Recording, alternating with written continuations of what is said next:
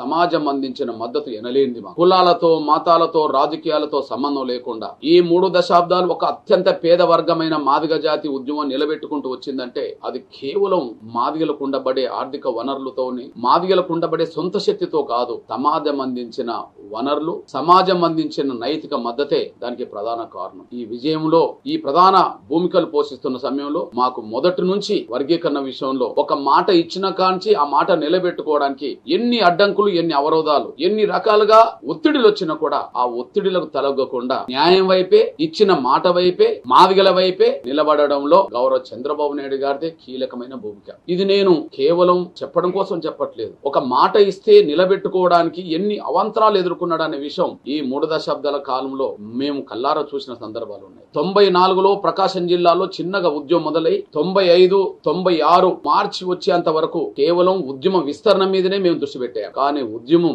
ఇక నిర్ణయాలు తీసుకోవాల్సిన సమయం ఆసన్నమైనప్పుడు మొట్టమొదటిసారి గౌరవ ముఖ్యమంత్రి చంద్రబాబు నాయుడు గారినే మా మీటింగ్ ఆహ్వానించాం. మా మీటింగ్ కు ఇదే మార్చి నెల 1996లో సరిగ్గా 29 సంవత్సరాల క్రితం మాదిగల మీటింగ్ వచ్చి బాబు జగ్జీవన్ రామ్ బషీర్ ప్రాంతం కాడ పెట్టిన మాదిగల మీటింగ్ వచ్చి తరతరాలుగా మాదిగలకు జరుగుతున్న అన్యాయాన్ని నేను గమనిస్తున్నా, గుర్తిస్తున్నా. ఖచ్చితంగా మీ ఆకాంక్షలకు అనుగుణంగా నేను న్యాయం చేస్తాను, వర్గీకరణ చేసి మాదిగలకు న్యాయం చేస్తానే మాట 1996 మార్చ్ 25వ తారీఖు నాడు హైదరాబాద్ ఇచ్చాడు. ఇక అక్కడి నుంచి ప్రతి దశలో వర్గీకరణ ప్రక్రియను ముందుకు నడపడానికి ఎన్ని అడ్డంకులు వచ్చినా ముందుకు సాగే ప్రయత్నం చేశాడు. కానీ ఆ రోజు మాల మహానాడు పేరుతో వర్గీకరణ జరిగితే సహించేది లేదని, వర్గీకరణ జరిగితే మీ ప్రభుత్వాన్ని కూల్స్తామని ఆ రోజు మాల మహానాడు పేరుతో తీవ్రంగా రోడ్ల మీదకి వచ్చి అడ్డంకులు కల్పిస్తున్న సందర్భం. దానివల్ల కొంత జాప్యం జరుగుతుందేమో, మా వర్గీకరణ ఆలస్యం అవుతుందేమోనని ఒకవైపు మాకు ఆందోళన ఉన్నప్పుడు ఆ సమయంలోనే మేము నారావారి పల్లె నుంచే పాదయాత్ర మొదలుపెట్టాం.